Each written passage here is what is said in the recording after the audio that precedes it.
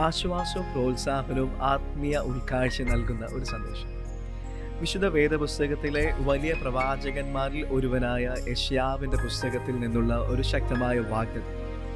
നാണത്തിന് പകരം നിങ്ങൾക്ക് ഇരട്ടിയായി പ്രതിഫലം കിട്ടും. ലജ്ജയ്ക്ക് പകരം അവർ തങ്ങളുടെ ഓഹരിയിൽ സന്തോഷിക്കും. അങ്ങനെ അവർ തങ്ങളുടെ ദേശത്ത് ഇരട്ടി അവകാശം പ്രാപിക്കും. നിത്യാനന്ദം അവർക്കുണ്ടാകും. ഏതെങ്കിലും സാഹചര്യത്തിൽ ലജ്ജിക്കപ്പെടുകയോ അപമാനിക്കപ്പെടുകയോ പാർശ്വവൽക്കരിക്കപ്പെടുകയോ ചെയ്ത ഏതൊരാളുടെയും ഹൃദയത്തോട് ഈ വാക്യം നേരിട്ട് സംസാരിക്കുന്നു. പ്രത്യാശയുടെയും വീണ്ടെടുപ്പിന്റെയും സന്ദേശമാണിത്. ദൈവം തന്റെ ജനത്തെ പുനഃസ്ഥാപിക്കുകയും പുനരുദ്ധരിക്കുകയും ചെയ്യുമെന്ന് ഓർമ്മപ്പെടുത്തും. ലജ്ജയ്ക്ക് പകരം നമ്മിൽ അനുഗ്രഹത്തിന്റെ ഇരട്ടി അനുഭവം ലഭ്യമാകുന്നു. അപമാനത്തിന് പകരം നമ്മുടെ അവകാശത്തിന്റെ ഇരട്ടിയിലേക്ക് നാം അനന്തര അവകാശികളാകുന്നു.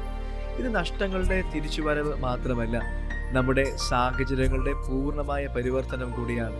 എന്നാൽ ഈ വാഗ്ദത്തം ഭൗതികമായ അനുഗ്രഹങ്ങളെക്കുറിച്ച് മാത്രമല്ല, പ്രത്യുത ജീവനുള്ള ദൈവത്തെ കണ്ടുമുട്ടുമ്പോൾ നമ്മിൽ സംഭവിക്കുന്ന ആന്തരികമായ പരിവർത്തനത്തെക്കുറിച്ചുമാണ് ഇവിടെ പറഞ്ഞിരിക്കുന്നത്. നമ്മൾ നമ്മുടെ സൃഷ്ടാവിനാൽ സ്നേഹിക്കപ്പെടുകയും അംഗീകരിക്കപ്പെടുകയും വിലമതിക്കപ്പെടുകയും ചെയ്യുന്നുവെന്ന് അറിയുന്നതിലൂടെ ലഭിക്കുന്ന സന്തോഷത്തെക്കുറിച്ചാണ് ഇവിടെ വിവരിച്ചിരിക്കുന്നത്. ഈ വാക്യത്തെക്കുറിച്ച് ചിന്തിക്കുമ്പോൾ നമ്മുടെ മൂല്യം നിർവചിക്കപ്പെടുന്നത് നമ്മുടെ മുൻകാല തെറ്റുകളോ നിലവിലെ സാഹചര്യങ്ങളോ അല്ല, ദൈവമായുള്ള നമ്മുടെ ബന്ധമാണ് നമ്മെ നിർവചിക്കുന്നത്. നമ്മൾ യോഗ്യരാണെന്നും സ്നേഹിക്കപ്പെടുന്നുവെന്നും വീണ്ടെടുക്കപ്പെട്ടവരാണെന്നും ദൈവവചനം നമ്മെ വ്യക്തമാക്കുന്നു. നമ്മുടെ ലജ്ജയ്ക്ക് പകരം അനുഗ്രഹത്തിന്റെ ഇരട്ടി അനുഭവം നമ്മുടെ അപമാനത്തിന് പകരം ശാശ്വതമായ സന്തോഷം നൽകുമെന്നും ഉറയ്ക്കാം.